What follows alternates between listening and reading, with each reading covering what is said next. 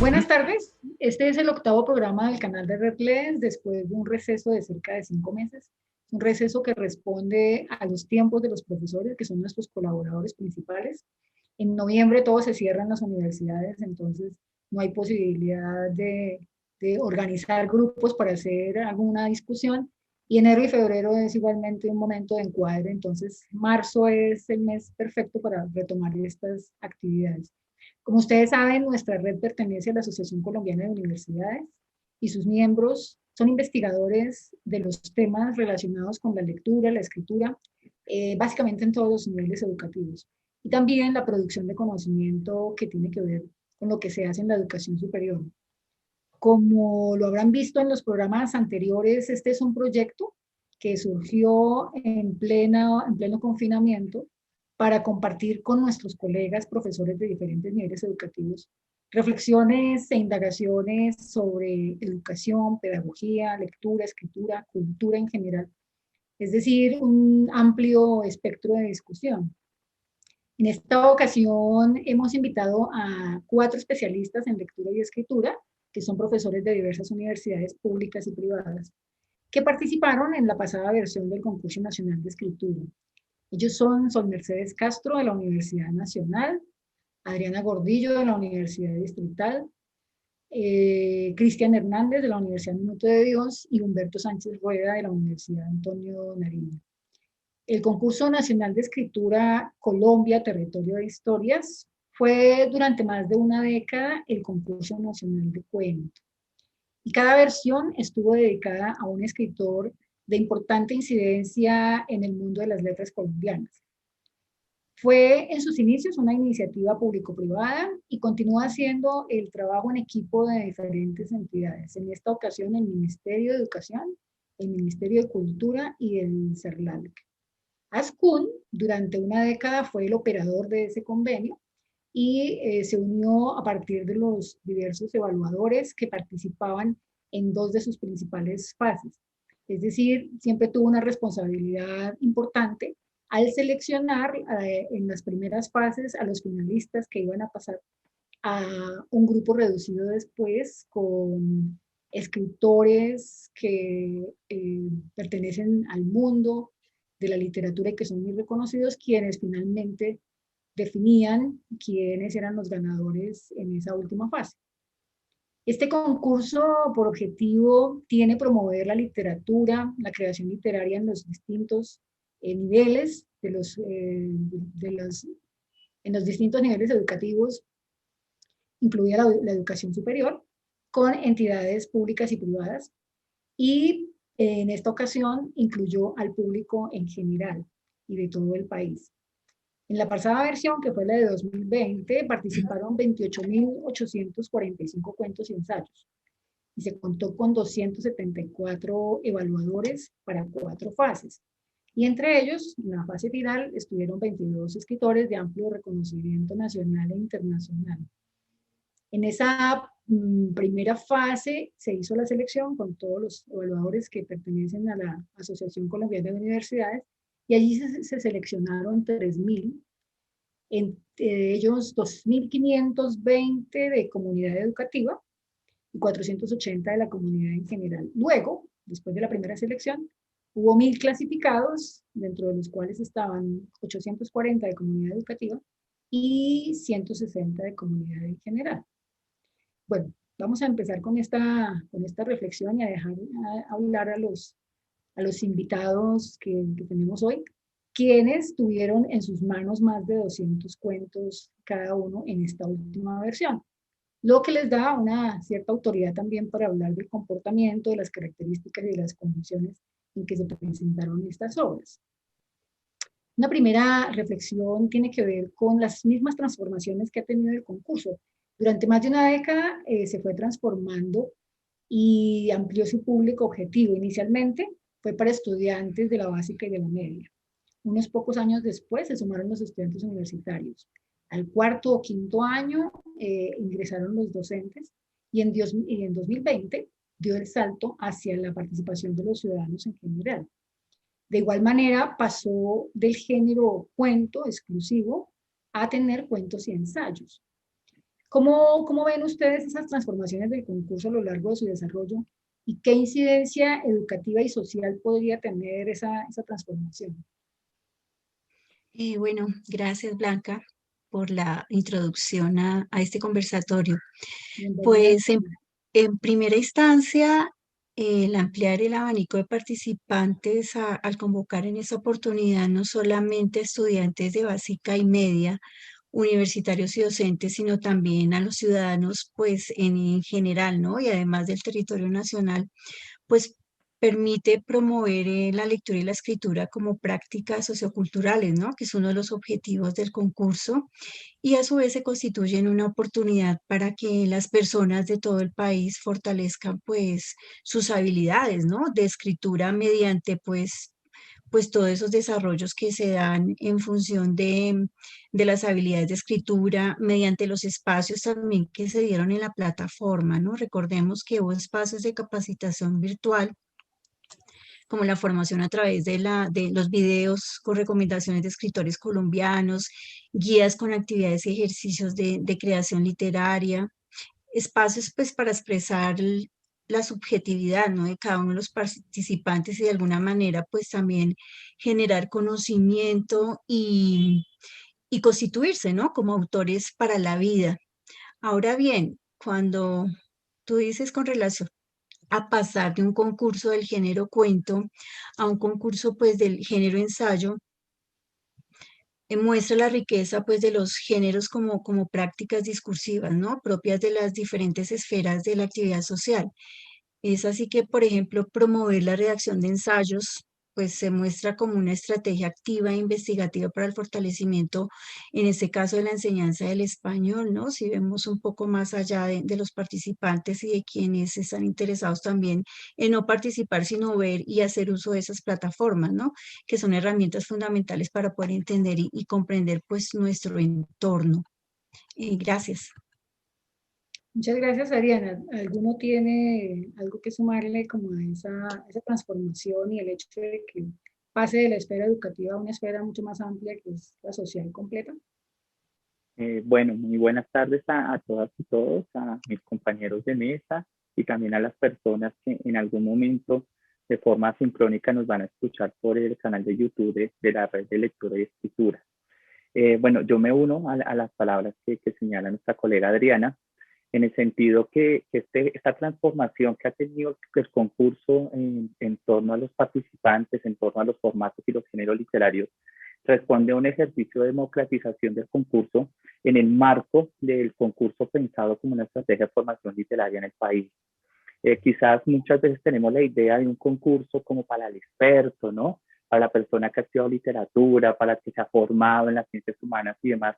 Pero este concurso desde el principio no quería ser un reconocimiento para el que sabe más, sino una invitación para convencernos de que escribimos, de que podemos escribir, de que podemos reescribir y de que hay un espacio donde alguien nos va a leer y va a compartir esas experiencias con nosotros. Y creo que en toda esta vida que ha tenido el concurso nacional de escritura, antes concurso nacional de cuentos, ese espacio se ha ido revitalizando y ha ido despertando esas ganas de escribir de muchas personas, ¿no? Entonces, cuando empezó siendo niños, yo me enganché al concurso más o menos en la versión 8. Uno escuchaba a los profesores que decían, ¿y será que nosotros podemos participar? Y después escuchaba a los de la universidad, ay, pero qué chévere un espacio de nosotros también para participar.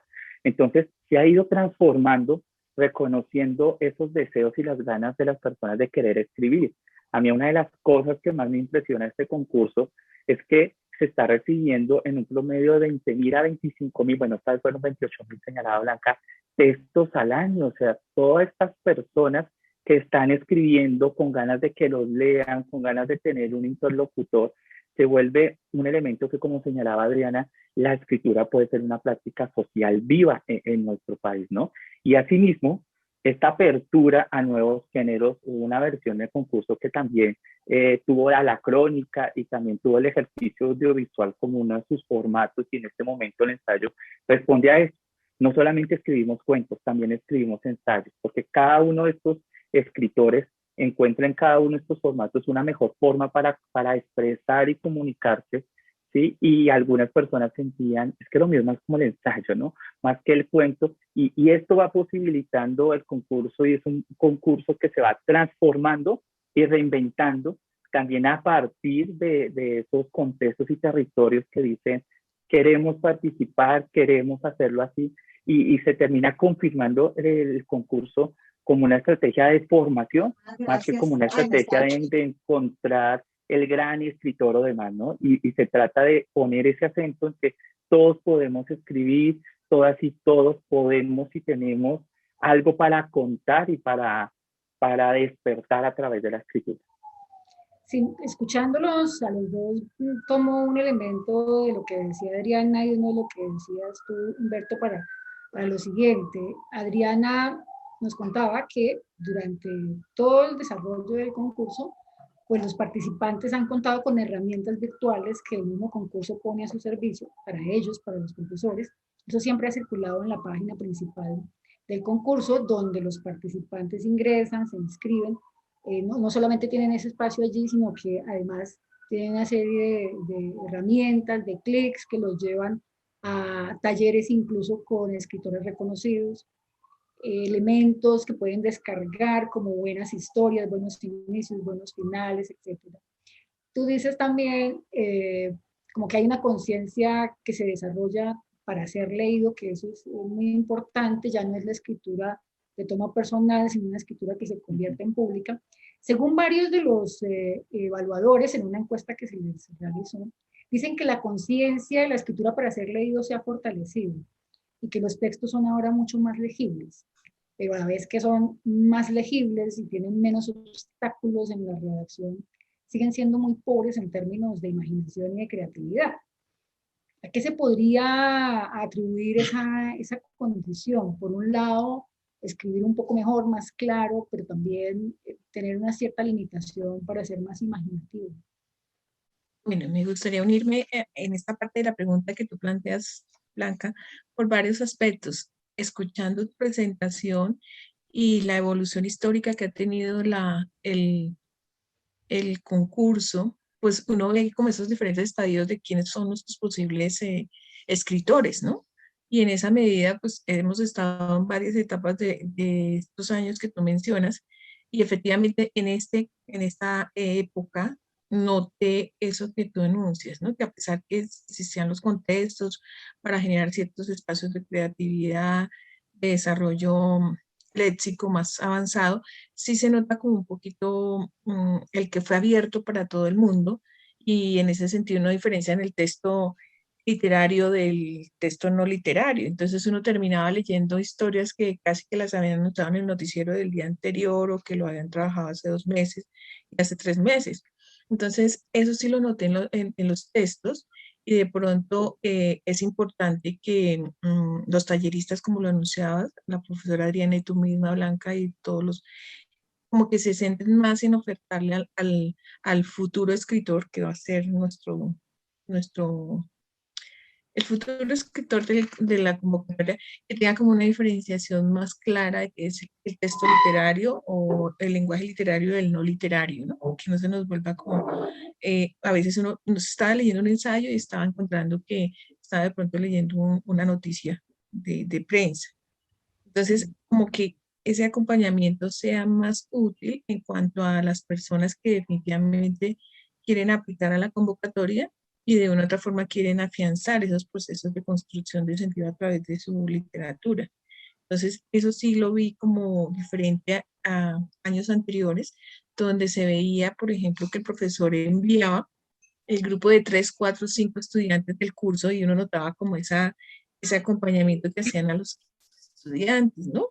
Y ahora comprendo es por qué, porque el curso fue abierto, con ese propósito de escribir para socializar, para significar, para simbolizar, pero sí tenemos que de pronto en esta nueva convocatoria pensar en desde esta experiencia que tuvimos, en hacer un trabajo de acompañamiento más orientado hacia qué tipología textual quiere escribir. Entonces, dentro de esa tipología, usted va a ver un segmento comunicativo que va a afianzarse en ensayo. Entonces, vamos a ver tipos de ensayo, porque terminaban entregándonos, por ejemplo, informes de una investigación.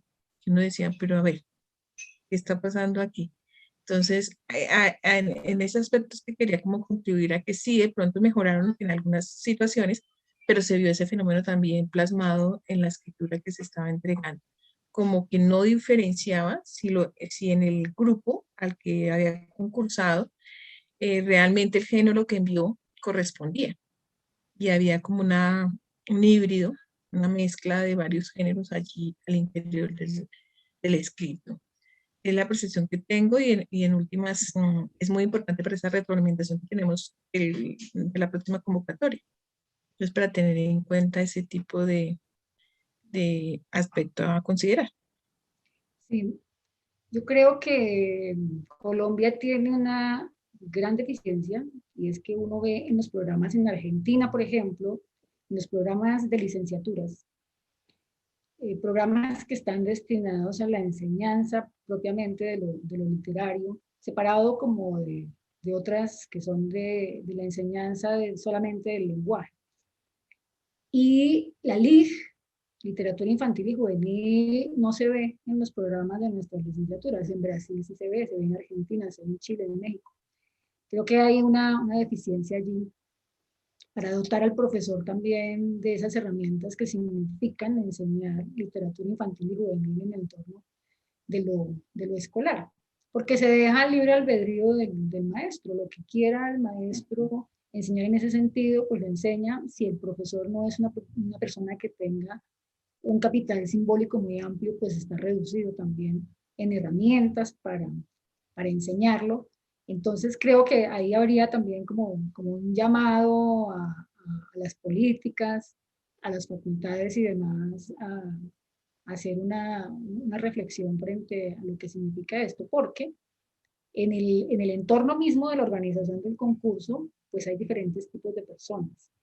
Nosotros como académicos estuvimos mucho tiempo acompañando la preparación de lo que eran los talleres para el concurso, pero también había un grupo muy grueso de escritores que se alejaban un poco de lo que son las preocupaciones de lo didáctico y de lo pedagógico. Y había siempre unas tensiones, como las tensiones entre que enseñar a leer y a escribir significa pasar por asuntos de seguimiento, de reiteración, de evaluación, de didáctica y de pedagogía como tal. Y en los escritores había la creencia, también, pues, por supuesto, lo defienden desde su posición como creadores, de ser más libres con eso. Y entonces yo sí creo que en la escuela nos toca enseñar. ¿Sí? No podemos ser como tan del libre albedrío de dejemos a ver esto cómo se desarrolla, sino que toca intervenir. ¿Qué habría que sugerir, por ejemplo, a las políticas frente a eso? Yo aprovecho para saludarlos a todos y agradecerles Gracias, la Cristian. invitación. Bienvenido. Digamos que esta pregunta, este tema que estamos tratando, digamos que tú lo abriste, Blanca, con el tema de que, digamos que hay una falta de imaginación y creatividad, digamos, respecto a los cuentos. Yo creo que eso es algo sumamente difícil de juzgar, así como sumamente es difícil escribir, porque, digamos, ¿qué elementos vamos a juzgar, digamos, desde la creatividad o desde la imaginación? El uso del lenguaje, el argumento de la historia, la trama, los personajes que se crean. Entonces, pues yo creo que en ese sentido es muy complicado tal vez achacarle digamos, a los cuentos en términos generales una falta de imaginación. Y yo mencionaba lo difícil que es escribir y yo creo que estamos ante, decía Humberto, que eran alrededor de 25.000 cuentos, estamos 25.000 textos, pues yo creo que de alguna manera es algo para celebrar y creo que son 25.000 milagritos que si uno se imagina 25.000 personas tomándose el trabajo de pensar una idea, de pasarla, que la ortografía, la redacción y entonces después ya meternos con elementos que puedan ser literarios, formales y demás, creo que claro, también hay que ver pues qué expectativa tenemos y qué audiencia está participando de estos cuentos, pero de este concurso, pero me parece que pues que en cualquier caso es como un motivo de celebración, pero claramente concuerdo en que hay, digamos, toda una cultura, digamos, literaria que está por fortalecer, un acercamiento, digamos, a la lectura. Sabemos que, pues, que si no hay una lectura de textos literarios, difícilmente pues voy a poder escribir algo que tenga ese valor literario, ¿no? Entonces creo que el reto de juzgar la creatividad y la imaginación tiene tantas aristas y tantas posibilidades que, en fin. Eso me permite hablar de otra Bueno, cosa que tiene el concurso, y es que el concurso utiliza una rúbrica para evaluar las obras, que contiene criterios de autoría, de creatividad, de aspectos formales de escritura. Y para un concurso pues de estas magnitudes, esos criterios como base para la evaluación, siendo la evaluación también en general un proceso educativo, ¿será que le hacen justicia a esas obras? ¿Cómo ven ustedes esos criterios que tiene esa rúbrica que le ofrecen a los evaluadores para medir de alguna manera eso que estaba discutiendo Cristian, la calidad o no de las obras? bueno, Blanca, permítame yo empiezo a hablar sobre esa rúbrica. Bueno, como pauta de evaluación, pues la ve uno como de diferentes focos, ¿no? Como una pauta de evaluación, como una matriz de valoración, pues que finalmente es un registro evaluativo que posee ciertos criterios o dimensiones a evaluar, y lo hace pues siguiendo obviamente unos niveles de gradaciones de calidad, ¿no? En términos de un instrumento de evaluación, pues tiene una validez inicialmente de contenido, ¿no? Que podría hablar uno de una validez interna que tiene que ver con lo relación a los criterios, ¿no? Los criterios que habían allí, que eran de autoría, de creatividad y pues de los aspectos formales de la escritura, que a mi parecer pues son representativos y muy relevantes de un ensayo, y en función pues de este conocimiento pues muy relevantes con relación a las habilidades pues que se evaluaron, ¿no? Y pues una validez, eso en cuanto como a la validez interna, y pues ese instrumento tiene una validez también externa que estaría relacionada pues con la puntuación, obviamente, que la rúbrica arrojaba una vez finalizábamos la evaluación, ya fuese el cuento del ensayo, que obviamente en los términos tuyos le hace justicia al ejercicio de escritura de los participantes del concurso. Y hay otro nivel de validez que tiene que ver pues con la propia estructura, ¿no? La alineación que se hicieron de los criterios con la misma escala y la rúbrica. Y pues obviamente también hay una sustantividad de esa rúbrica en función de la validez que hay detrás de esa rúbrica, y me refiero a ese modelo teórico, ¿no? Que hay tras la rúbrica, y más exactamente con los aspectos formales de la escritura. Pues en ese extremo de todas maneras, allí ve como que sí se le hace justicia. Uno quisiera de pronto en esa rúbrica, sabemos muy bien que hay unos que son detractores de las rúbricas de evaluación y otros apasionados y enamorados de las rúbricas, pero bueno, hay que verle como todas esa validez que tiene y como las bondades de ese instrumento. Y pienso que se ha ido ajustando a lo largo de los concursos, ¿no? Porque si bien se han evaluado otros géneros discursivos como audiovisuales y otros géneros que se venía el cuento y ahora pues como novedad el ensayo, de alguna manera ha ido también fortaleciendo esa rúbrica como un instrumento que tiende a ser, y lo pongo entre comillas, sabiendo que la evaluación es subjetiva, un instrumento un tanto objetivo, ¿no? Que pretende, más allá de que se vuelvan expertos en escritura, como bien lo decía Humberto en algún momento, pues que podamos de alguna manera, tenemos que visualizar y cuantificar, ¿no? En un concurso, pues inevitablemente hay esa cuantificación de quiénes quedaron y cómo les fue en la evaluación, que para eso pues estuvimos nosotros como evaluadores. Yo les cuento Pienso, que en el concurso se dieron empates, por supuesto, porque hubo coincidencias en el puntaje.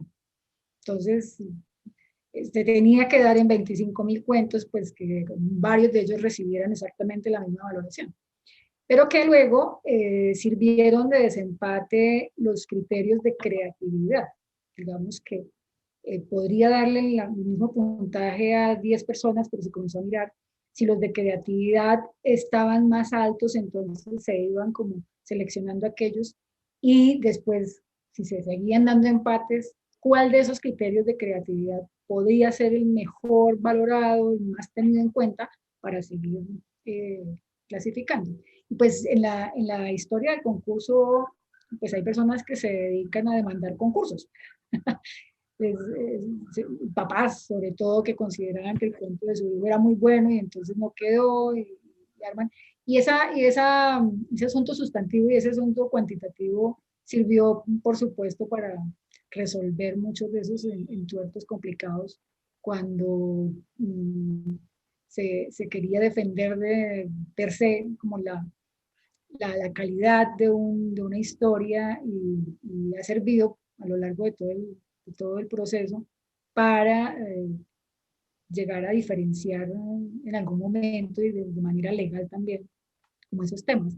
Entonces, digamos que ahí diría uno, pues es importante frente a una situación de esa, tener con qué sustentar que la historia pasó por estos asuntos. No sé, ¿cómo lo ven también desde ese punto de vista? Yo quería agregar a esa discusión sobre la valoración de lo literario, pues ya de entrada, pongámonos solo en la tradición literaria, es una cosa muy compleja, ¿no? Uno puede rastrear en la literatura, se me viene en la cabeza, por ejemplo, Andrés Gide, que renegó de Proust, Virginia Woolf, que renegó del Ulises de Joyce, ¿sí? Esas cosas han pasado en la literatura, ¿sí? También como noveles que ahorita en este momento nadie recordaría, o en este momento también, cómo es que jamás se le dio el Nobel a este u otro escritor, ¿no?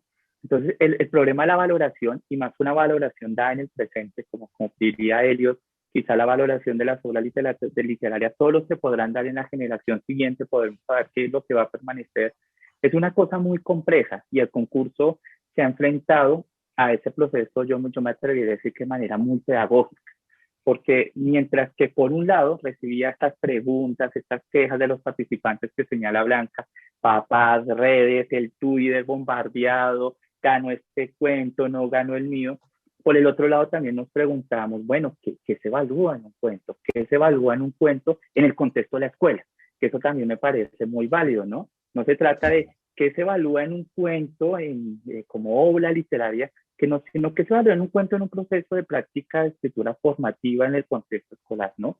Y el concurso se ha venido dando esa pregunta y esa revisión, y ha hecho algo que para mí es muy, muy valioso.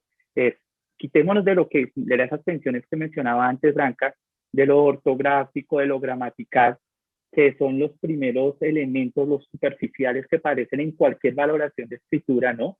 Es más fácil revisar una tilde, un punto, la redacción, que revisar lo literario del cuento, y se ha preguntado, bueno, ¿qué es lo literario? ¿Qué es lo que nos interesa evaluar de un cuento? Y el concurso se ha hecho la pregunta, ¿qué es un cuento para el concurso? ¿Sí? Que eso es un elemento muy válido, porque claro, aquí han entrado en contraste todos los estereotipos imaginarios que tiene la persona de lo que es un cuento. Entonces, para muchas las personas el cuento es el había hace una vez, era hace una vez, es el que deja moraleja, es el que tiene un final feliz, ¿sí? Entonces, todos esos imaginarios han entrado a contrastar con la pregunta que es un cuento en la tradición literaria moderna, ¿no? Y recuerdo que alguna vez el concurso publicaba, un cuento es un trozo de vida auténtico, donde hay un conflicto, ¿sí? De manera muy pedagógica para compartirle a los participantes, aquí nos estamos pensando el cuento literario desde acá, dándole muchas posibilidades, y desde ahí se comienza a pensar la rúbrica, ¿no? Entonces desde ahí se comienza a pensar la rúbrica, cuáles son los elementos clave en un cuento, ¿no? Y si no estoy mal, la segunda pregunta de la rúbrica, pregunta por el conflicto, ¿no? Pregunta por el personaje, pregunta por la resolución adecuada del conflicto en el cuento. Entonces, el concurso ha hecho un ejercicio muy pedagógico de comenzar a preguntarse cómo se valora un cuento, de qué trata un cuento, y claro, esto se une con lo que señalaban ustedes anteriormente, ¿no? La formación literaria en el país, ¿no? En las prácticas escolares, la literatura ha ido saliendo, ha ido desapareciendo, la controversia en torno al canon de lo que se lee, lo que no hay que leer. Por lo menos en mi concepto, yo antes decía, bueno, por lo menos había un canon y por lo menos leían algo. Ahora parece que esta discusión respecto al canon ya no se lee nada, ¿no? Entonces, no se ha encontrado ese punto de equilibrio entre la literatura y los otros formatos y también otras posibilidades del arte, y lo que se ha hecho es que se ha ido reduciendo. Entonces, un profesor, un estudiante, se comienza a hacer la pregunta, bueno, voy a acompañarte en la escritura de un cuento, y él mismo tiene que hacerse la pregunta, bueno, pero ¿qué es un cuento? Sí, que es un cuento más allá de lo que me arrojan los más media y demás. Entonces, a través de la valoración, se ha hecho una invitación a pensarnos qué es un cuento, ¿no? Los mismos jurados, para las personas que nos están escuchando, participamos en capacitaciones en torno a qué estamos evaluando respecto a un cuento, porque entre los mismos jurados también hay varias concepciones de lo que es un cuento. Entonces se hace necesario como replantearnos, bueno, ¿cuáles son esos criterios mínimos respecto a un cuento? ¿Cuáles son esos elementos que vamos? Porque una cosa es decir, vamos a evaluar lo creativo y lo imaginario. Y como decía Cristian hace poco, y bueno, ¿y eso cómo lo pensamos? Por lo que para alguien es creativo, para mí no lo es, y aparece en una mano de posturas subjetivas y demás. Pero el concurso lo ha intentado generar ese punto de equilibrio entre eso, formar esos contenidos, saliéndose del punto, la coma, y preguntándose, ven, ¿qué entendemos por un cuento y qué entendemos por un cuento en un contexto formativo? Yo pienso, como retomando la pregunta inicial, sí se hace justicia, pero siempre va a ser una justicia que va a estar en el marco de seguirse ampliando, de seguirse reconstruyendo, porque efectivamente hay cosas que nos van a quedar pendientes. Uno como evaluador a veces se pregunta, ¿no?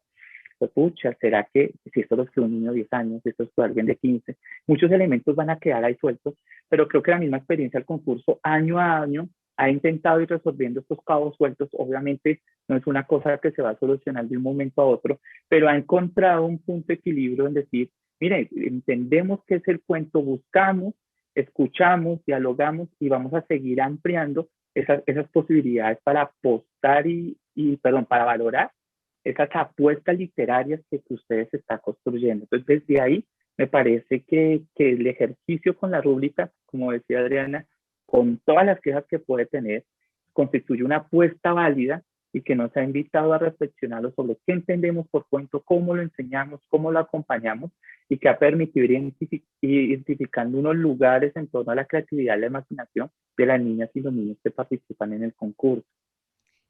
Yo quería decir algo allí, Blanca, un momentico, Claro. que Humberto habla de la creatividad y la imaginación y yo no participé cuando se hizo la pregunta puntual porque me estaba rondando algo que es que uno piensa que eso es como natural al ser humano, que uno por ya per se ya como que es creativo e imaginativo.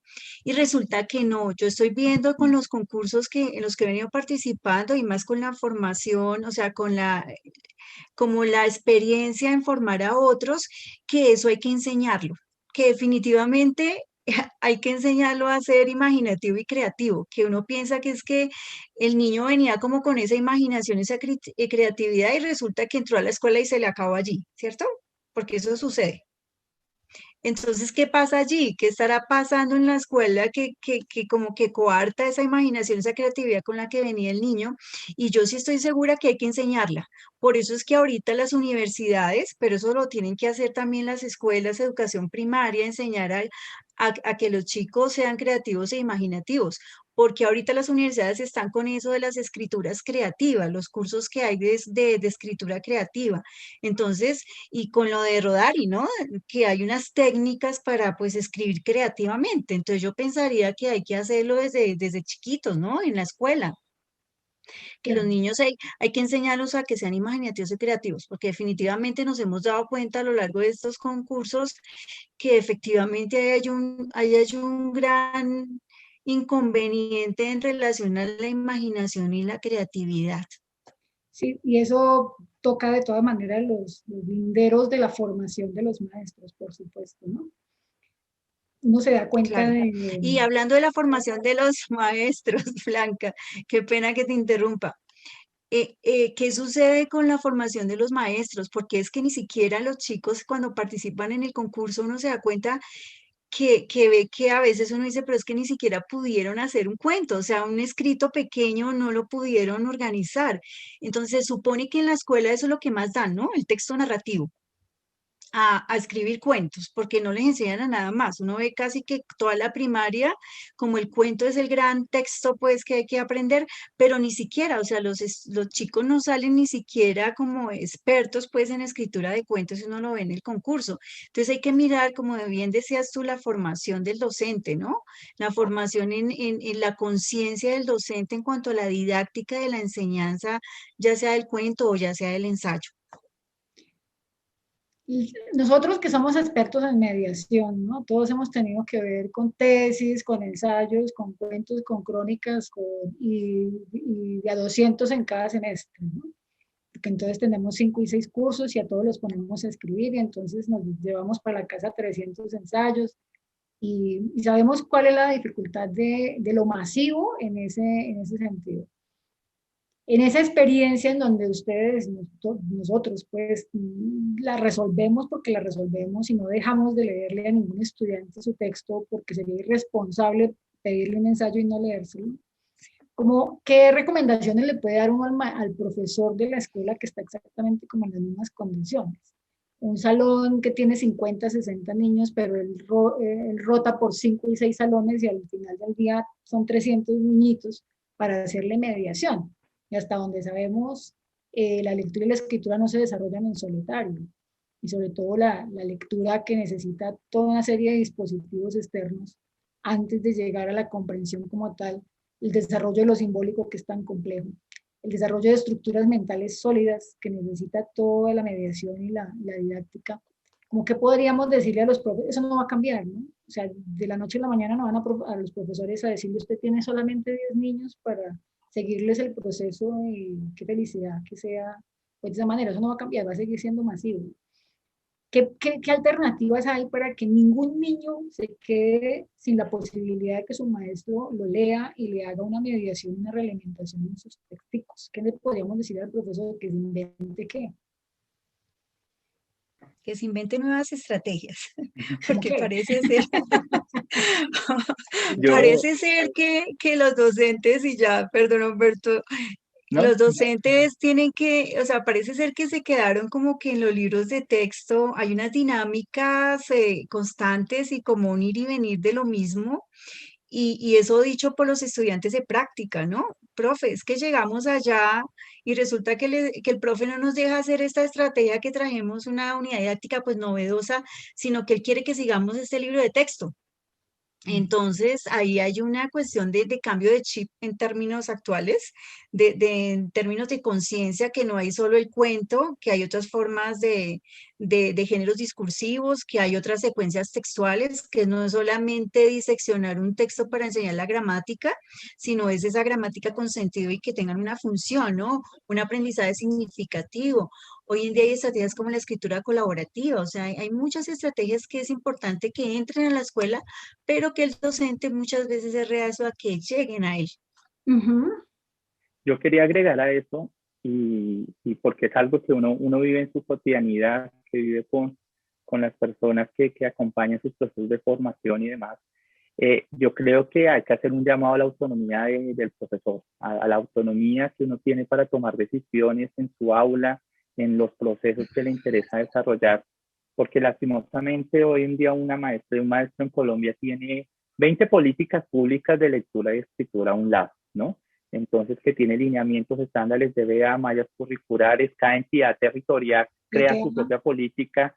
Este es un país que crea políticas públicas de una manera absurda, ¿sí? Y llenan al profesor con todas las políticas. Por el otro lado, tiene una serie de recursos, ¿sí? Que el papá gastó 150.000, 200.000 en un libro que hay que usarlo porque, etcétera, etcétera, el rector del colegio. Y todo eso parece como no dejar posibilidad a la apuesta del profesor, ¿no?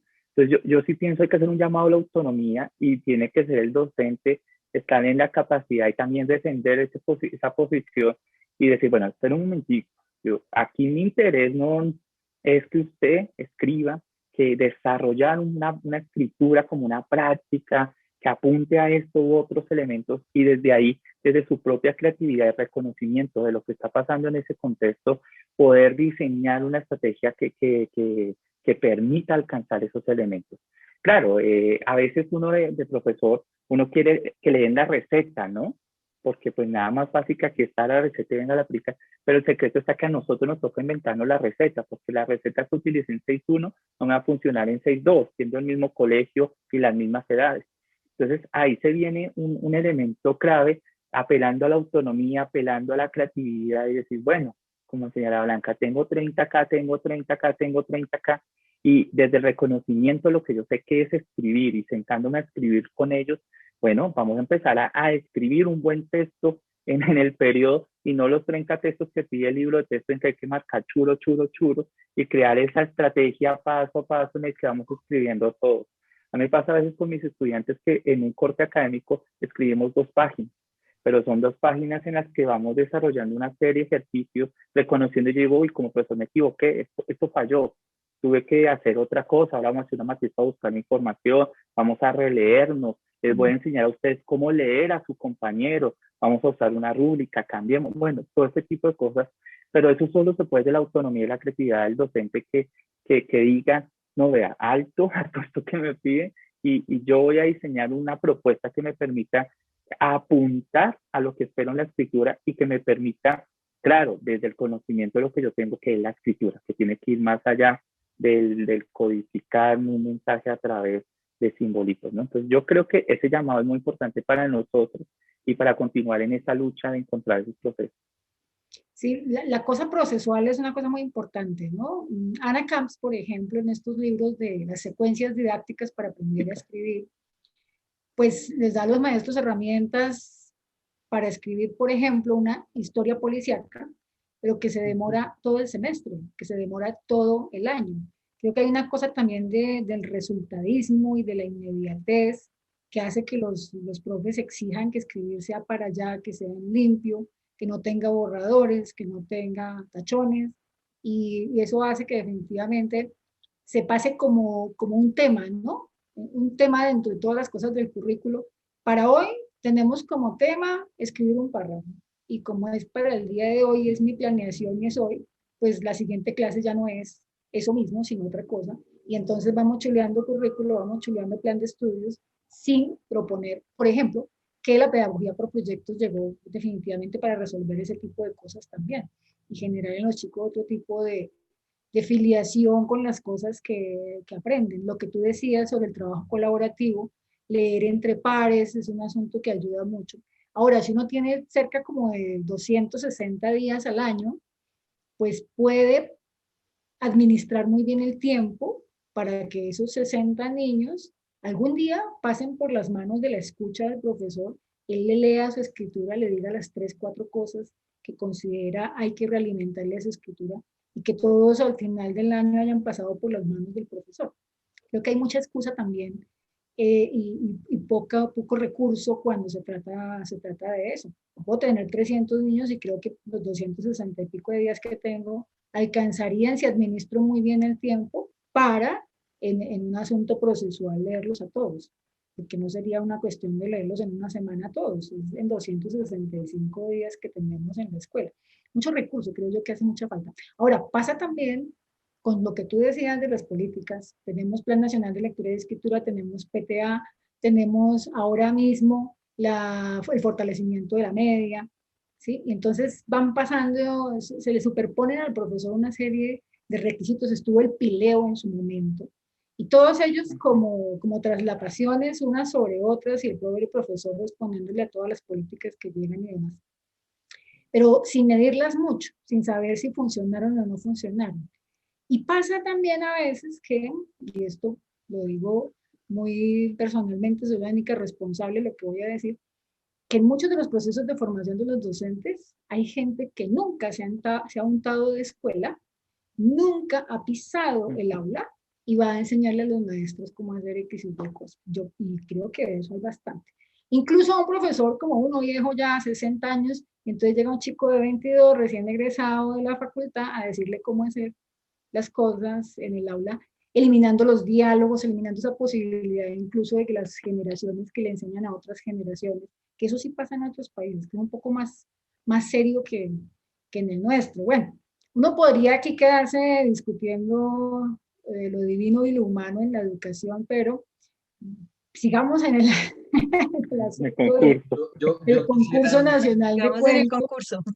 Yo quisiera decir una cosita respecto Claro, a Cristian, con mucho gusto. lo Antes que de tú que pasemos a la mencionas siguiente de, nota. bueno, tengo no sé cuántos estudiantes y bueno, hablamos de, digamos, en este caso estamos hablando o pongamos por caso que es el cuento, ¿no? Digamos, tengo 250 estudiantes. Yo creo que si un estudiante me sale buen escritor de cuentos, ya es mucho, ¿no? Y lo pienso en el sentido de que tal vez yo le diría a un profesor, pues bueno, si usted siente que por ahí de esos 250 estudiantes, pues hay uno que destaca en eso, pues yo le diría que no se preocupe, ¿sí?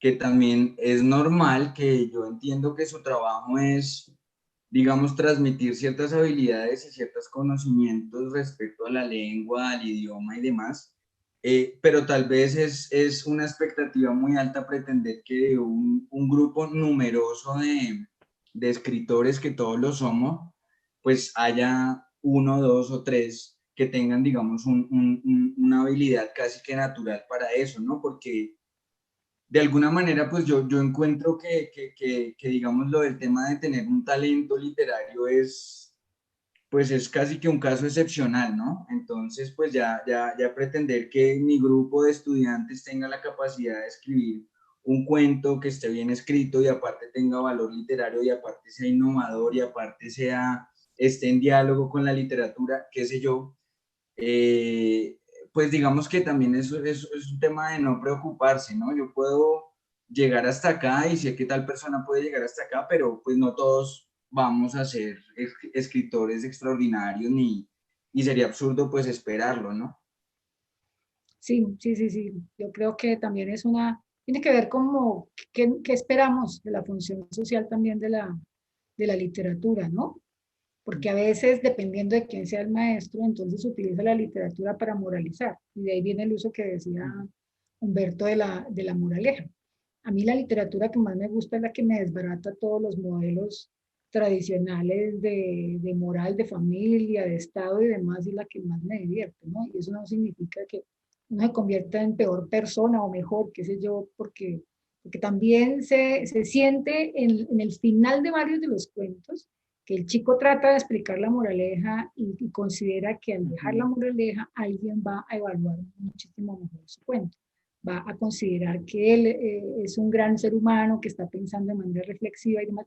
Y a mí particularmente me genera cierta tristeza pensar en una historia que venía muy bien, que era encantadora y demás, y al final, wow, se, se, Cae en la se moraleja. desenlaza en la moraleja y pierde todo encanto, para mí pierde todo encanto. Entonces, ahí hay algo que tendrían que revisar también quienes median con las historias, de qué manera hay que mediar frente a historias que pueden ser complejas.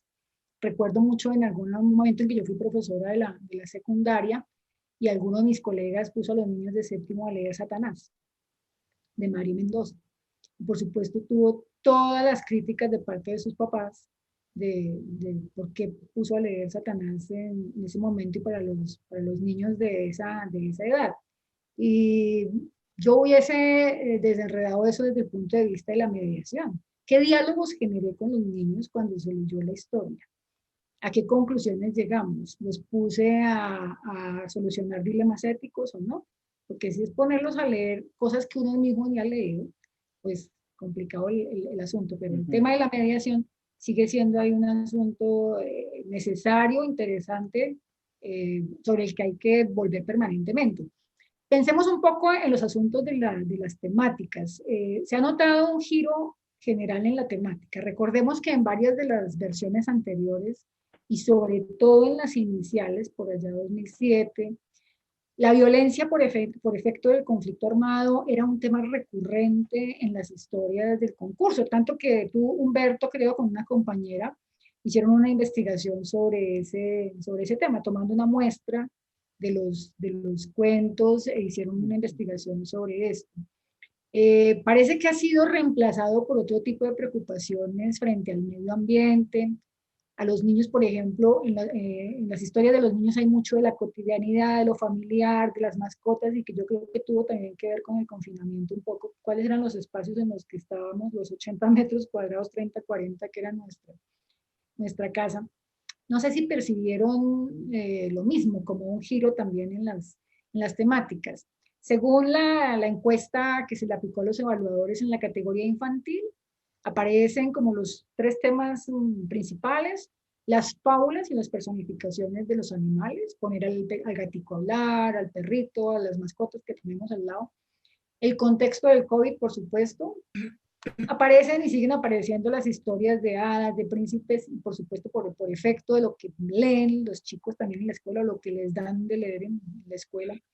En la categoría juvenil aparece también el contexto del COVID, también por la edad y esa imaginación romántica, pues las relaciones amorosas, las anécdotas familiares, y a medida que van creciendo un poco de realismo social, de lo que ven también en los medios, etc.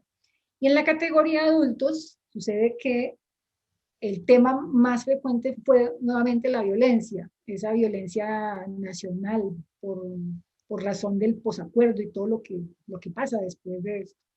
O algunas historias costumbristas y reflexiones también intimistas, ¿no? sobre temas que llaman ya más a la subjetividad, a lo personal, etc. Un evaluador recomendaba, como pasa por ejemplo en un concurso en México ponen el tema. Este año vamos a hablar de del contexto de la pandemia, historias que pasaron en la pandemia. O este año vamos a hablar del mar, o de las historias de viajes, o vamos a hablar de los abuelos, de la vida de los abuelos. Parece que tiene muy buen efecto el asunto, porque se reduce un poco el número de historias para leer, pero adquieren una relevancia y un interés distinto, porque pues el maestro, por ejemplo, ya puede hacer un seguimiento frente a la temática misma, hacer un proyecto para desarrollarlo, y parece que es distinto. No sé si eso les parece bien. Le aconsejarían al concurso nacional de cuento que siga siendo así de abierto, con todas esas temáticas que vimos ahí, muchas más, o valdría la pena en algún momento probar cómo nos iría si les ponemos a los chicos o a la gente como tema, hablemos de, porque eso lo recomendaba uno de los evaluadores. Sí, ¿Qué bueno, creen sobre eso? frente a lo que planteas dos temas para el diálogo, ¿no? Respecto al primero, pues sobre ese cambio y ese giro en las temáticas que señalan que apareció en este concurso. Cada uno de nosotros lee una muestra muy, muy corta, ¿no? 200 cuentos de 28.000, entonces no nos impide como de pensar si esta es una generalidad, pero estos resultados de la encuesta sí nos permiten como pensar qué está pasando. Yo miro esta recurrencia en las temáticas realmente como algo esperanzador, porque me hace pensar que están surgiendo en los temas de lo que están escribiendo las niñas y los niños, un volver a mirar lo que nos rodea, ¿no? Y eso me parece por lo menos a mí algo muy bonito, esa recuperación de la escritura como un elemento que media entre el yo y la experiencia, entre el yo y el entorno, y que le permitió al niño volver a la mirada a esa mascota que siempre lo ha acompañado, a lo que está pasando en su casa, a la naturaleza. Lo veo como algo muy esperanzador también en el sentido que es como un recuperar la fe en la escritura. Claro, por supuestamente esto tuvo que estar muy mediado por este año de estar guardado, de un momento en que no se podía salir, que tuvimos que reinventarnos en nuestros espacios, en nuestros hogares, y creo que en ese momento la escritura se vuelve algo muy potencializador, un dispositivo súper valioso que le permite comenzar a comprender esas relaciones que están pasando ahí. Y desde ahí creo que puedo aportar un poco al segundo elemento que propone. Yo sí pienso que lo mejor es un tema abierto, porque uno escribe lo que le gusta, uno escribe de lo que siente, ¿sí? Uno escribe de lo que lo rodea. Si a mí me ponen a escribir del mar y yo aquí en Bogotá, pues es solamente un ideal, un sueño y demás cosas. Y muchas veces cuando uno tiene la oportunidad de participar en estos, llamémoslos concursos como monográficos, monotemáticos, uno siente mucha artificialidad en la escritura, ¿no? Queriendo hablar del mar sin el mar, pero porque era el tema, ¿no? Entonces, yo pienso que lo mejor es mantener esa mirada abierta, porque eso es escribir. Sí, nada más terrible cuando a mí me ponen a escribir de algo que no me gusta, ¿no? Como señalaba Cristian hace poco, uno va encontrando esos elementos en los que uno se siente más cómodo, en los que se siente mejor para hablar y todos estos elementos, ¿no?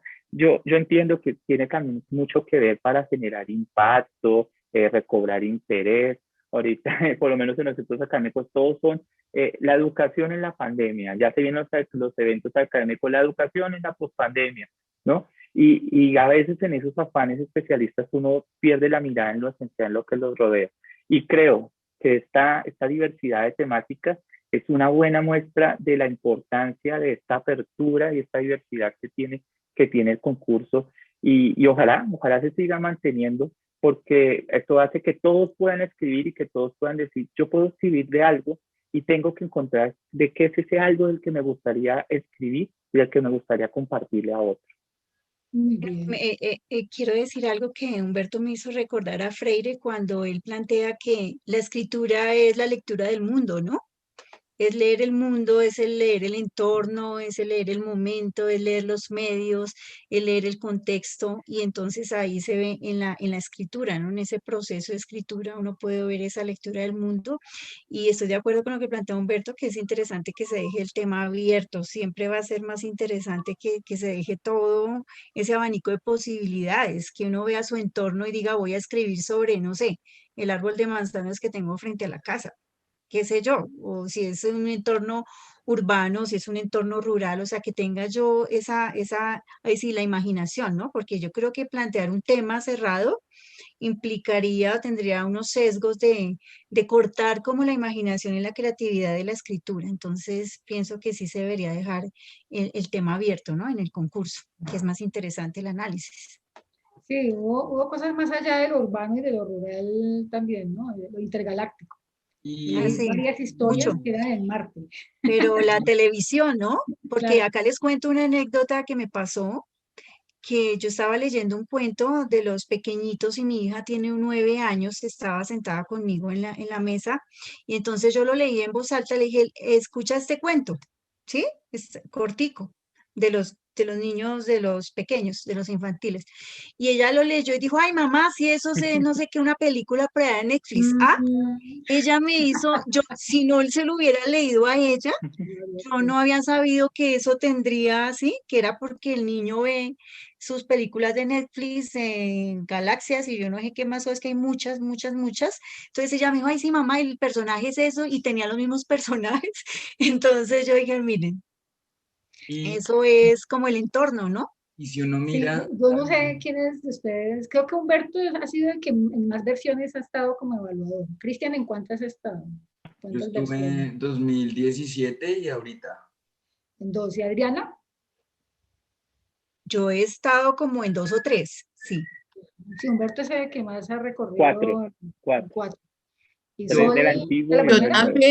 también, al comienzo, el primero que hubo, Ah, mira. Ujú. fundadora, fundadora. Respecto Sí, a sí, los sí. temas, yo creo que, digamos, hay temas que uno encuentra recurrentes por contexto, ¿no? COVID, violencia, pero creo que también cae en cuenta de que hay unos temas que son recurrentes, también por su estructura y por esa idea, digamos, tan primitiva del cuento que tenemos como el cuento con unidad aristotélica, inicio, nudo, desenlace. Entonces, esos temas, hay temas que se prestan mucho y que casan perfecto en esas estructuras, ¿no? La fábula, la historia del príncipe y la princesa. Entonces, es muy curioso ver cómo el tema y su desarrollo está también muy ligado con cómo entendemos y qué entendemos del cuento como género, ¿no? O sea, empezó acá, siguió esto, o sea, casi que también el camino del héroe trazado, o la idea de la fábula y el final moralizante, digamos que está más allá también de los temas, de cómo entendemos lo que es un Sí, cuento, ¿no? sí. Estructuralmente, y eso también conlleva fórmulas que van más allá de lo temático, ¿no? La formulita también se despertó, ¿no? Todo era un sueño, y así uno se encuentra un montón, pero qué curioso cómo eso está relacionado con lo que se entiende por cuento, ¿no? Sí, fíjate que ahí se pueden amarrar dos temas. Uno, que también los evaluadores lo notaron, y es que si bien todavía hay una dependencia de las historias que se ven de televisión, pues es un poquito menos, pero también creo que la televisión cambió la manera de ver televisión con las series, ¿sí? Donde lo narrativo es muchas narraciones, donde la estructura temporal, por ejemplo, también se transforma. Y yo logré ver algunas historias, pocas, pero qué bueno que ya comienzan a aparecer por ahí, mucho más osadas, mucho más audaces con las estructuras narrativas, donde los chicos ya superponen tres planos, ponen una serie de cosas a complejizarse. Algunos no lo logran muy bien y generan cierta confusión al tratar de hacer como eso que las series presentan, que son muchas narraciones dentro de una sola narración. Y supongo yo que eso a largo plazo va a terminar también, por supuesto, teniendo una incidencia en la estructura de las narraciones y vale la pena como echarle el ojo a eso para todas las investigaciones que surgen del concurso. Yo creo que no se le han sacado las suficientes investigaciones ni el provecho que deja en 10 años el concurso. Que yo sepa, han hecho 4 investigaciones sobre el concurso, una que hizo al inicio la Javeriana con los cuentos ganadores de la primera versión, otra que hizo la del Quindío con una muestra de 5.000 para mirar ciertos aspectos recurrentes, ciertas tendencias. Yo participé en una con 2 colegas sobre los recursos virtuales que se les ofrecían a los maestros y a los niños y qué tanto uso se hacía de los recursos virtuales. Eso fue en 2010, o sea, hace 10 años. Y por supuesto la conectividad era otra cosa. Supongo yo que si la hacemos en este instante va a dar un asunto completamente distinto porque todos conectados, pues algo hacemos con eso. La investigación, yo no sé si fue sobre el conflicto que hiciste en la investigación, Humberto, o fue sobre otro aspecto, es que no me acuerdo. No, lo que yo trabajé fue más un ejercicio más de interés, viviendo esta experiencia estar tanto tiempo en el concurso, junto con una compañera comenzamos a indagar cuáles eran los lugares de la imaginación y la creatividad en cuentos ganadores.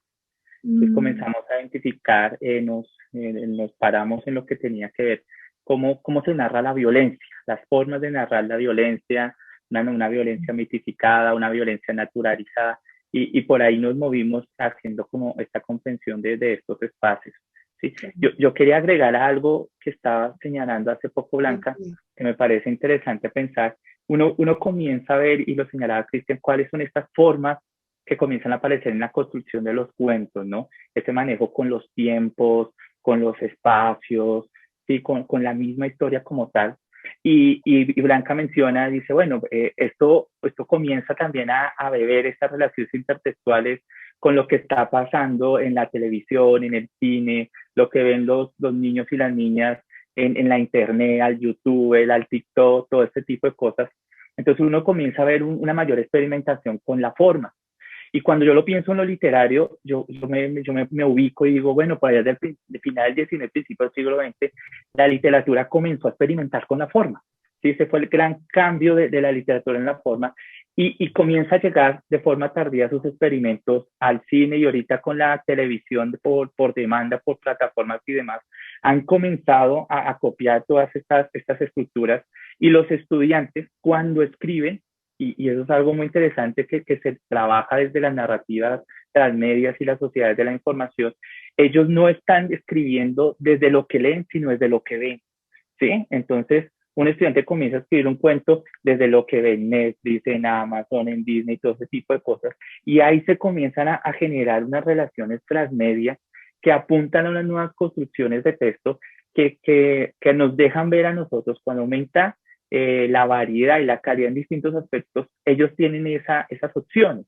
A mí eso me parece muy valioso, este juego de lo transmedia y este tipo de cosas, y yo creo que eso hay que potencializarlo con un fortalecimiento también de lo literario y de lo artístico en los contextos educativos. ¿Sí? Yo la verdad soy de las personas que no le pido al Netflix ni al Amazon nada cultural, nada educativo, porque eso es entretenimiento. Yo creo que esta es una tarea de la escuela, y la escuela es donde debe profundizar esos elementos para contrastarlos con esto que está pasando y estos elementos que uno comienza a identificar en la escritura se comiencen a potencializar, porque evidentemente ya uno comienza a ver que se rompió esa historia lineal y que se despertó del sueño, como decía Cristian, o que se encontró que viajó al otro mundo y apareció las dimensiones paralelas, el multiverso, etcétera. y uno dice, bueno, se están generando unas cosas bien interesantes, y es ahí cuando como maestros estamos en la obligación de leer eso que está pasando, de ver lo que ellos ven y de acompañarlos en esas construcciones que permitan unas mejores comprensiones y representaciones de los territorios en los que se encuentran. Entonces, yo pienso ahorita que mencionamos este tema, estamos ante una oportunidad valiosísima de recobrar unos elementos muy importantes en la escuela que nos permitan trabajar la escritura desde unas perspectivas que a veces parecíamos que no se iban a recuperar, ¿no? Uno escucha, no, ya no leen, ya no escriben, tal cosa. No, sí leen y se escriben 28.000 cuentos. Sí escribimos, tenemos es que pensarnos cuál es la mejor forma para potencializar todos estos procesos. Sí, hay un par de cosas ahí para, bueno, tenemos buen tiempo, ya apenas llevamos 1 hora y 5 minutos, pero Vale, parece vale. que hemos hablado de muchas cosas, ¿no? Es amplio el asunto. Que tiene que ver también como con beber de lo otro, de como la mímesis un poco y esos asuntos, de qué me copio, de eso que me copio, los derechos de autor y todo ese tipo de cosas, como vengan, y tiene que ver con el plagio. En todas las versiones, sin excepción, todas, se ha dado plagio. Es un porcentaje muy, muy pequeño en comparación con los 28.000 que se presentan. Uno alcanza a detectar 80, 90 cuentos o ensayos en este caso que eran copiados de algún otro lado. Quienes trabajamos con la escritura sabemos que en un gran número de casos el plagio es involuntario, ¿no? Sobre todo en los escolares. Hay un desconocimiento de que no todo lo que circula por internet es de libre utilización. Se cree que porque está allí, es abierto y demás, pues yo lo puedo usar y lo traigo a mis historias sin tener más cuidado con eso.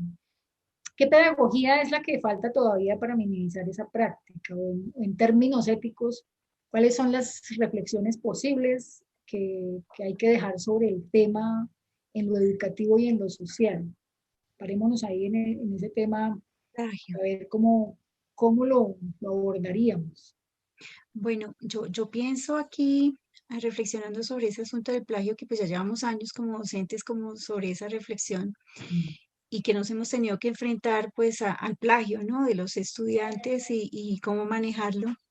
Pienso que también es un asunto de habilidades, ¿no? Hay las escasas habilidades documentales hoy en día por parte de los estudiantes y también por parte de los mismos docentes, tanto de localización como de gestión y citación, obviamente, de recursos, ¿no? En la mayoría, por ejemplo, de los entornos en la escuela, yo estoy segura que no se está enseñando tampoco en la universidad muy bien lo de la alfabetización informacional, sí, es todavía una especie de casi que de quimera.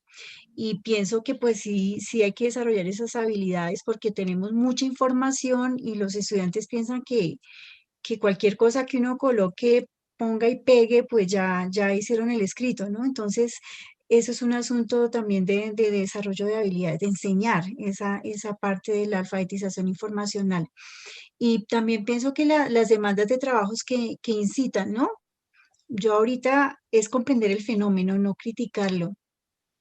¿Qué pasa cuando mandamos muchísimos a escribir, ¿no? Que por ahí planteaban Humberto, otros colegas, que si los ponemos a escribir muchísimos textos durante el semestre o durante el año o solamente con un texto, entonces las demandas de trabajos que incitan, pienso yo, a esa comisión de plagio, ¿no? Trabajos que los profesores prescriben de la misma manera durante muchos cursos, entonces también eso hay como una especie de complicidad, o no hacer un seguimiento de las tareas. El ejercicio de escritura es una escritura como proceso y muchos todavía no comprenden que el ejercicio de la escritura lo utilizan como un producto. Entonces, que es un ejercicio que se tiene que hacer un seguimiento precisamente para evitar ese plagio. Si yo sé que tengo que hacer un seguimiento, no es hágame un ensayo y entréguemelo ya dentro de 8 días, sino es vamos a hacer un ensayo para final de curso y vamos a ver que tiene que hacer una primera, una segunda, una tercera hasta una cuarta entrega de un proceso, pues ahí evitaremos como ese plagio, ¿no? O sea, no hacer ese seguimiento es algo que pienso que nos está faltando a los docentes y la conciencia de eso, de la escritura como proceso y no como producto. Y de alguna manera también la falta de comprensión por parte de los estudiantes y también, ¿por qué no el de los profesores de lo que es el plagio, ¿no? O sea, hoy en día hay mucha política, hay mucha normatividad, las universidades ya hablan del plagio, ya es un tema que inclusive hace parte del currículo y de la tabla de contenidos de los semestres, pero dan como unos lineamientos, pero no se aplica, o sea, como que se lee, sí, hay que evitar el plagio, pero no se actúa en función de evitar el plagio. Entonces, pienso que también es un momento de conciencia, ¿no? Y también esa idea muy enraizada entre los más jóvenes de que todo cuanto hay en la red es de todo el mundo, ¿no? Y se puede utilizar, compartir, apropiar, difundir de la manera como uno quiera. Entonces, pues los modelos y esquemas sociales también basados en la cultura de la reproducción, más que en la reproducción y producción de la cultura, ¿no? Entonces, vemos ejemplos casi diarios de fraude y de falta de ética, también que esa es otra, que hay que enseñar la ética en numerosos ámbitos, ¿no? Si la vemos a nivel de la corrupción política, en las finanzas, en falsificación de balances, en grandes compañías de fraude, en producción masiva de productos imitando marcas conocidas.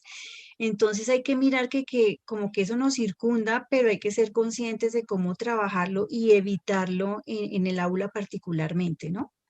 Y en estos concursos, específicamente cuando uno habla de que tenemos herramientas, por ejemplo, tenemos Turnitin para mirar, pero ¿por qué tenemos que tener como ya la cárcel, ¿no? Evitemos. Entonces, ¿qué hay que hacer? Pues ese es un asunto ya de ética, de principios de compromiso y de esfuerzo, que parece que tenemos que desarrollarlos mucho en el mundo académico y tenemos que seguir trabajando en ese aspecto. Sí, yo Más que quisiera agregar ahí. político pedagógico, ¿no? Ah, Sí, Humberto. no, yo quería agregar ahí que la recurrencia al plagio para mí obedece a un desconocimiento para la otra persona de lo que es escribir, ¿no? Cuando a mí me dicen tiene que entregar un trabajo, tiene que entregar un escrito, yo entiendo que se trata de entregar un producto, pero no entiendo que ese es un producto donde yo soy el escritor, donde he hecho un ejercicio de reconceptualización, donde quiero comunicar algo. Entonces, como yo no entiendo de qué trata escribir, pues me parece muy sencillo, venga, presento esto que ya lo hizo otro, ¿no?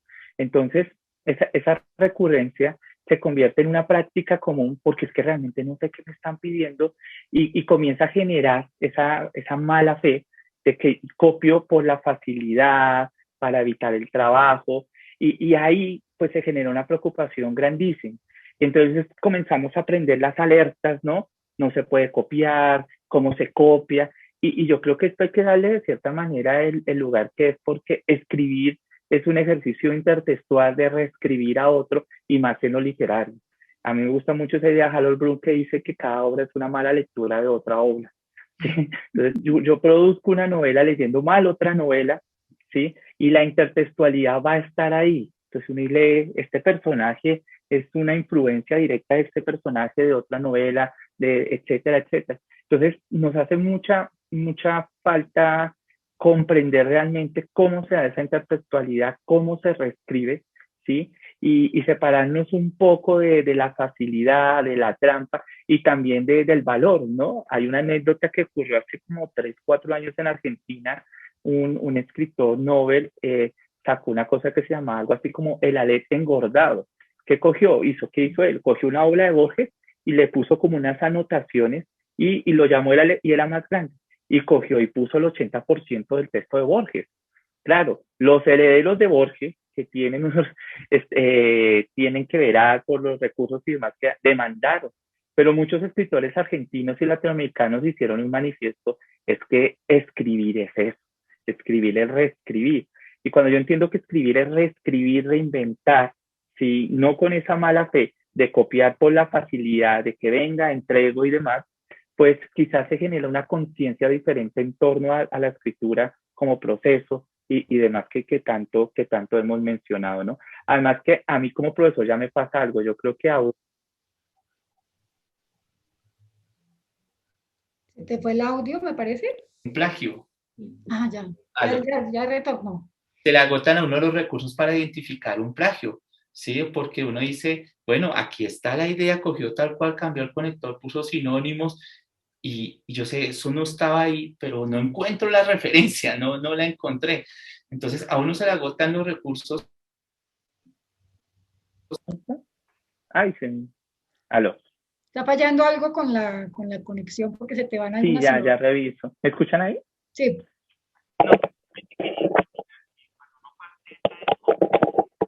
Se fueron las pilas del inalámbrico, yo creo.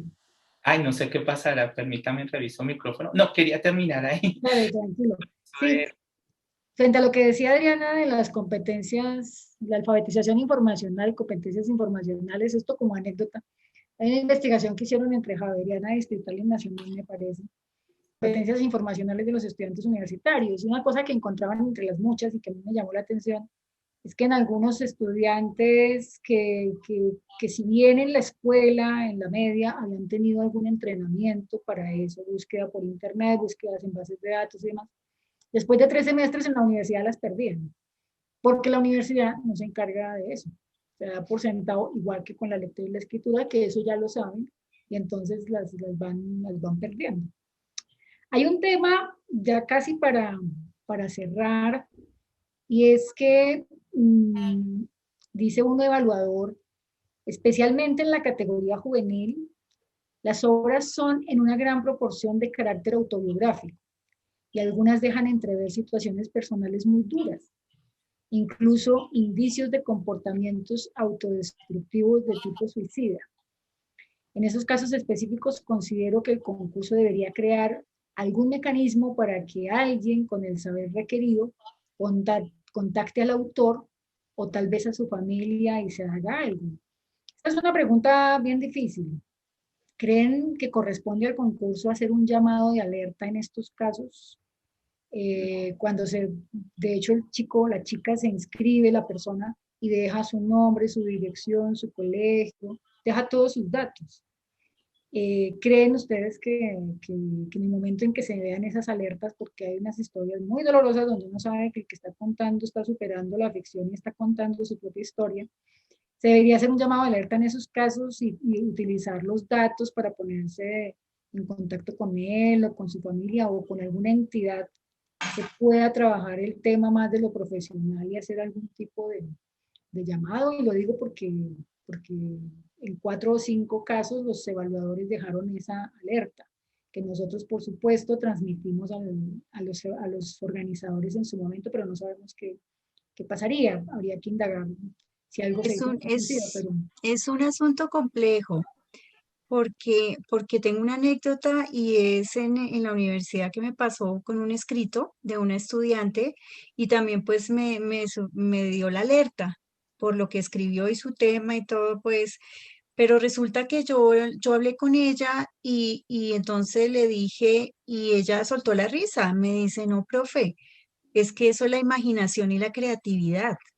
O sea, ella no estaba pasando por ese, sí, no lo estaba viviendo ella, entonces ahí yo quedé como, bueno, sí, porque yo prendí alarmas, tengo que hablar, tengo que ir al psicólogo, tengo que ir a bienestar social, bueno, no sabía por dónde irme, pero primero hablé con ella cuando pues se sonrió y me dijo, no, profesora, eso, para eso está la imaginación y la creatividad, o sea, entonces yo quedé así como, entonces es bien complejo, yo pensaría pues que no es un objetivo del concurso, pero pues no sabemos, es que no sabemos la situación, habría que como que si se encienden las alarmas, tener como un protocolo, ¿no? Sería interesante armar un protocolo de que si llega a pasar eso, pues no sé a qué instancia ir, pero pues que ya dejar en manos de los especialistas, de los otros, ¿no? Porque pues es un asunto bien complejo. Diría que sí es importantísimo, que son espacios de expresión y de corresponsabilidad, porque es un espacio donde la persona que participa tiene una forma de expresar a veces violencia intrafamiliar. A mí también me pasó con 3 cuentos específicos de abuso intrafamiliar y dejaba el teléfono, dejaba todo esto así. Yo también, yo creo que fui una de las personas que di la alerta de focalizar este tipo de escritura.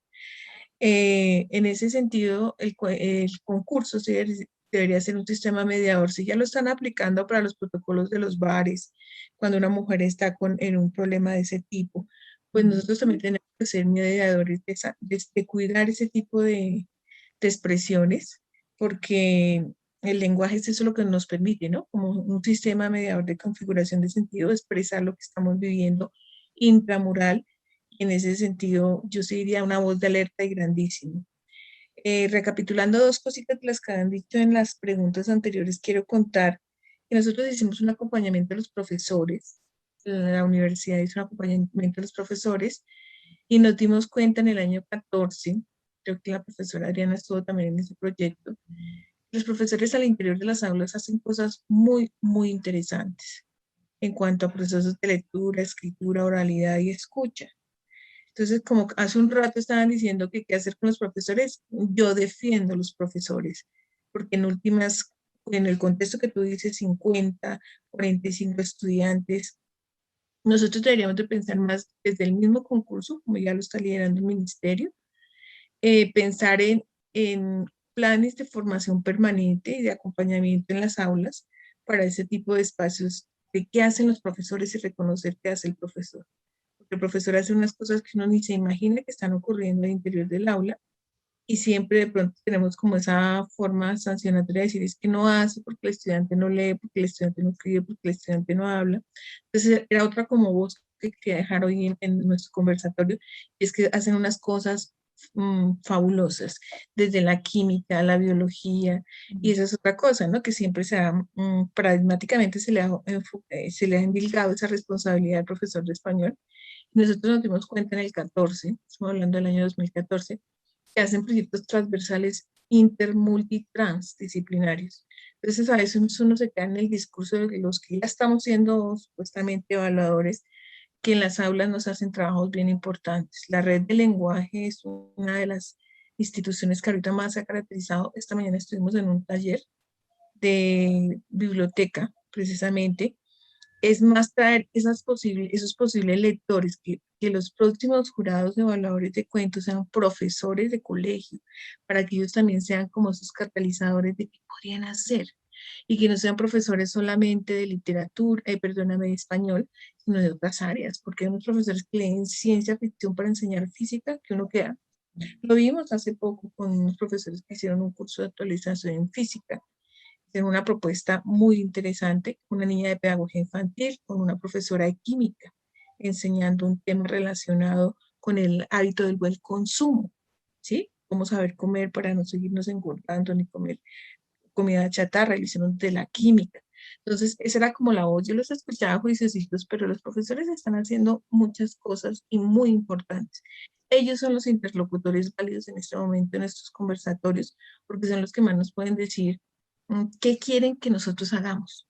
Escuchar esa voz de esos requerimientos es lo que más nos debe llamar a recuestionar nuestros acompañamientos, a reafirmar el para qué estamos, porque pues de últimas todos somos profesores universitarios, pero la universidad debe tener ese plan de extensión y de acompañamiento permanente. Y hay mucha responsabilidad y desde el Ministerio de Educación pues mucha más responsabilidad. En cuanto a la rúbrica, les voy a contar qué me pasó a mí con la rúbrica. Yo la manejé, la interioricé, pero después me siento acá, es más, era este mismo escenario, y me daba la tarea de leer los cuentos, ¿sí? Y se me olvidaba la afamada rúbrica, leía una, dos, tres veces, y después me metí a la rúbrica que plantea Humberto Eco en Lector in Fábula. Uno reconstruye la historia a partir de lo que la historia le provee, y esos intersticios que le deja la historia de la que a uno lo deja más interactuar con qué era lo que quería escribir ese autor o ese emisor del momento. Y se da cuenta que volver a los clásicos hace falta. Hace falta volver a los clásicos, hace falta degustar de las buenas obras, decir, no, pero es que está hablando Sol Merced que quién sabe cuántos años tendrá. Pero uno se da cuenta que el haber tenido ese recorrido desde el colegio, desde el ingreso a la universidad, y que nos hayan hecho leer obligatoriamente los clásicos, a uno le deja ver que todos estos cuentos, si ellos volvieran a los clásicos, se dan cuenta que tienen un modelo de escritura exquisito para la vida, no solamente para el concurso de cuentos. Porque el concurso de cuentos es como el pretexto, pero lo más importante es que uno, primero que todo, lea muchísimo y le guste leer. Después, pues la vida le dirá si tiene que escribir, ¿cierto?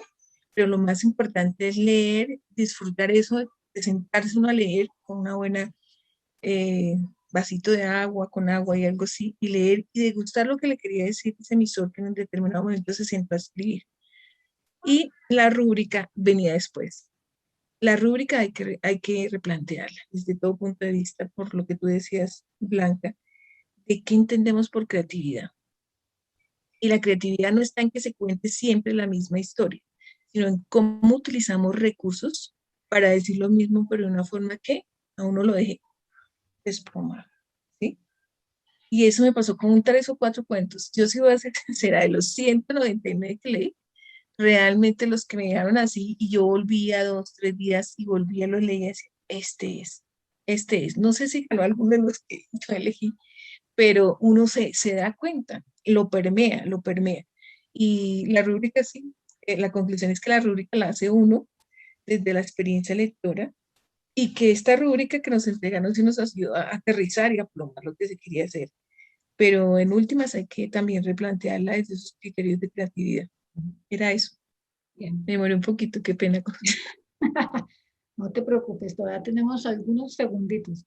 Y con respecto a lo de los maestros, muy importante de la red de transformación docente en lengua, que uno sabe que desde ahí han surgido unas discusiones importantes para las políticas incluso y demás. Creo yo que el diálogo entre los profesores, las comunidades de aprendizaje de las que tanto se habla ahora, si se materializan, esas yo creo que van a generar unas transformaciones importantes, pero hasta para eso hay que dejarle tiempo a los profesores, ¿no? Esos horarios tan agobiantes donde el profesor va de la casa al colegio, el colegio a la casa al colegio, porque no hay espacios para nada más, pues no están facilitando efectivamente que los unos aprendan de los otros. Las cosas maravillosas que el otro cuenta que hace, pues uno, algo se le queda y algo ahí transforma, pero el profesor en solitario sí difícilmente va a poder salir de la rutina de lo que siempre ha hecho y le ha funcionado, porque además ese es como el espacio que tiene, ni siquiera culpable, es como ese tipo de cosas. Démosle un momentico al asunto del ensayo, lo hemos mencionado en Blanca, qué pena, yo sí quiero interrumpir un momentico, porque yo creo que hay un elemento, y me robo 2 minutos, en el que sí discerno un poco con la mesa, ¿sí? Yo no estoy de acuerdo que el concurso se genere un sistema de alertas de este tipo de cosas respecto a los contenidos que puedan aparecer en un escrito, ¿sí? Bueno, por un lado está lo que señalaba Adriana, evidentemente uno no puede suponer que una temática o un tratamiento de la información responde directamente a una situación compleja de la realidad del autor del texto. Probablemente tiene una realidad, ¿no? Un interés, algo lo tiene. Es difícil como identificar, uy, aquí le está pasando algo a este texto. Ahorita recuerdo, por ejemplo, el texto, un texto ganador en la versión 7, Alas de papel, de una niña que es maltratada por el padrastro, violada, y es escrito por un muchacho que nada que ver con la situación, sino que le contaba en la filmación, no, fue un tema que bebí de varias cosas, bueno, y surgió el texto. Bueno, sumado a esa situación compleja, yo pienso, es que un concurso da la posibilidad de expresarse, de poner en palabras ciertas situaciones, y si le está pasando, y yo vuelvo público esa posibilidad de que si usted, aquí me llega algo, lo vamos a contactar, pues nadie va, no lo van a querer hacer.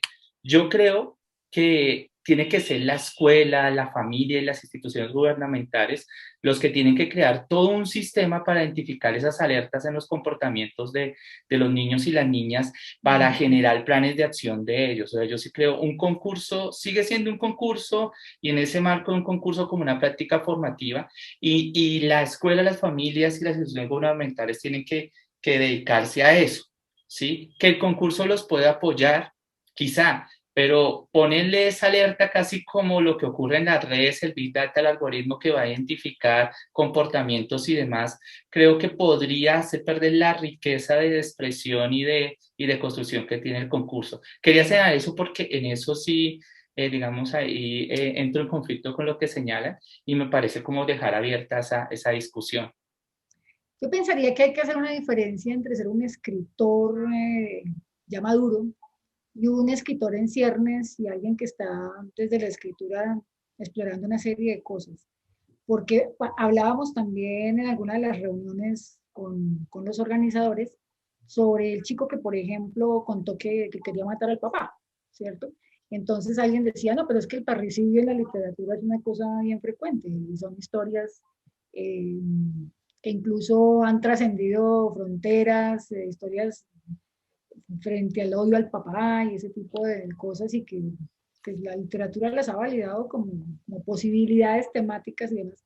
Yo decía, sí, pero una cosa es estar en ciernes y estar en formación, otra cosa es ser un escritor que deliberadamente se sienta y dice, hoy me voy a inventar una historia sobre un psicópata que quiere matar a su papá y que lo piensa y lo decide. Pero otra cosa es que el chico esté de pronto pasando por una situación y sea la escritura la que le permite en ese momento contarlo y como la niña que dejaba el teléfono, pues porque estaba pidiendo auxilio realmente. Tal vez es como la manera en que se podría llegar a eso. La chica que contaba Adriana, pues tuvo la posibilidad de que alguien le preguntara, ¿no? Y pudo decir, no, no me pasa nada. Pero también podría pasar que en otros 5 sí me está pasando y qué bueno que alguien me escuchó. Tal vez es inventarse la forma como podría ser, ¿no? Porque podría no estar representando la decisión, si la cosa deliberada de alguien que dice, hoy voy a sentarme a escribir sobre alguien al que están violando, que no soy yo, pero lo voy a escribir. Que eso lo hace una persona que ha madurado, pues, como en temáticas, en decisiones narrativas y demás. Pero en la escuela, en el entorno de la escuela, me parece que ahí la cosa formativa tendría que tener algo que ver, ¿no? Faltaría ver cómo lo discute el concurso también. Y decía, démosle un espacio pequeñito para finalizar al tema ensayo, porque como también es nuevo en el concurso, pues ahora nos deja ver una serie de elementos, de características, de condiciones que se pudieron ver en cerca de los 5.000 y pico de ensayos que se escribieron. Tiene que ver con los asuntos de la estructura misma del género. Jaime Alberto Vélez, que en paz descanse, profesor de la Universidad de Antioquia, publicó alguna vez un texto que a mí me parece hermosísimo, que se llama El ensayo entre la aventura y el orden. Y él recomendaba que para no mandar al género a una cierta desvalorización del género, era un género para enseñarlo en niveles más superiores. Incluso recomienda que en la escuela no se trabaje el género para no generar un imaginario equivocado sobre el género mismo. Que lo vimos en noticias que se presentaron como ensayos, en anécdotas que se presentaron como ensayos. Y el ensayo es, y así como él lo plantea, entre la aventura y el orden, pues es un género que él mismo dice, lo desarrollan muy bien quienes han profundizado tanto en un tema, llevan tanto tiempo profundizando en eso que ya podrían tener una voz de autoridad para poder conversar sobre eso. Tanto que a veces uno mismo pone el contraejemplo. Entonces le enseña a los estudiantes en la universidad que las citas textuales, que la larga, que la corta, que la directa, la indirecta, no sé qué, y le pone ejemplos donde el ensayista no cita a nadie. Entonces es el contraejemplo. Entonces, pasa que algo que se vio allí es una dificultad para desarrollar una tesis y una cosa muy importante, la argumentación. Se ven muchas debilidades en la argumentación en el género, que uno tendría que ver aquí también como con eso que tanto también exigimos y de lo que tanto hablamos y de lo que se hace en conferencias, talleres y demás, y es la lectura crítica y una escritura crítica también. Que nosotros que hemos tanto enseñado el ensayo en la universidad, ¿qué recomendaciones podría uno dar para que se mejore un poco en la exploración y en la escritura misma del ensayo. Y si como Jaime Alberto Vélez pensamos, ese es un género que en determinados momentos de la vida valdría la pena explorar, pero no siempre, para no confundirlo con otra cosa y no desvalorizar el género mismo al tratar de hacerlo parecerse a otra cosa. Bueno, yo sí estaba esperando hace tiempo, ya nos queda poquito tiempo por el ensayo, porque se habló mucho del talento literario, del cuento, de todo. Y bueno, así mismo como Cristian creo que fue el que habló del talento literario, yo también digo, por eso es que no tenemos aquí noveles con talento científico, ¿no? Tenemos más premios de música, de artes y no de las otras ciencias. Eh, yo pienso que enseñar el ensayo hay que empezar por la conciencia y por el desarrollo de las habilidades que se requieren para escribir ensayos y escribir buenos ensayos, ¿no? Entonces, las habilidades, por ejemplo, de la lectura crítica, las habilidades de ir más allá de las habilidades investigativas, ¿sí? Vemos otro orden y otro tipo de habilidades que hay que enseñar, y ya mostrándonos como género el ensayo, también mirar la estructura, ¿no? Y ahí es importante que había un asunto interesante, que era la estructura de párrafos. Es que no es lo mismo construir un párrafo para un cuento que construir un párrafo para un ensayo. Entonces, desde ahí empieza como el asunto, ¿no? El asunto de cómo les enseño yo a escribir ensayos. Por el modelo, como bien lo decía Blanca, le pongo el contraejemplo, le llevo modelos de ensayos de los más famosos ensayistas, y también es cómo le hago la comparación, el contraste de cómo se escribe un cuento y mire cómo se escribe un ensayo, y mire los tipos de párrafos y la función que tiene un párrafo acá en un cuento y la función que tiene un párrafo en un ensayo, que son diferentes, porque parece ser que a veces como que esa estructura del párrafo la ve uno como igual, ¿no? Como que los párrafos, porque como se enseñan de manera que casi que la estructura gramatical del párrafo y las líneas que debe tener y los signos de puntuación y bueno, toda la parte gramatical, pero no se va a la parte pragmática, la función que tiene el párrafo, por ejemplo, particularmente en un ensayo.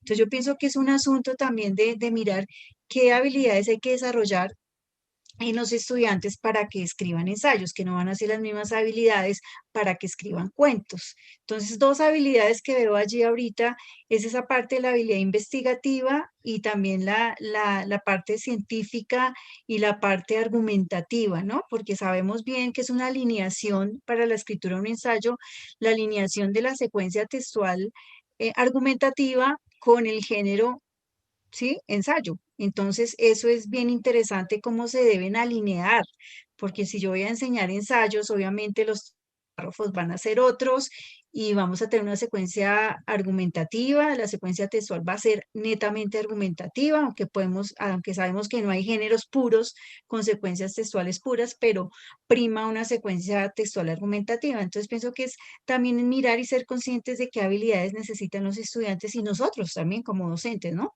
Y eso es importante porque a veces no sabemos, les ponemos el modelo, pero no los enseñamos a investigar, que sería la primera, como una de las primeras orientaciones que había que dar a un estudiante para escribir un ensayo. Venga, investigue. ¿Qué implica que usted investigue?